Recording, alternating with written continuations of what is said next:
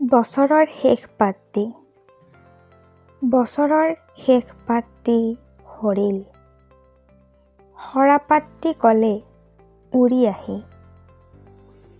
বছৰ এটি গুচি গ'ল নদীৰ ঢৌৰ লগত ভাহি।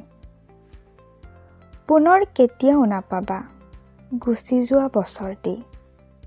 সেয়ে নাথাকিবা বহি হাত সাৱটি।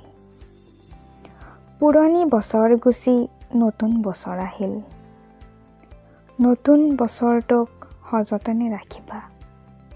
সপোনবিলাক পৃথক কৰি দুখ গুচাই ভালে থাকিবা।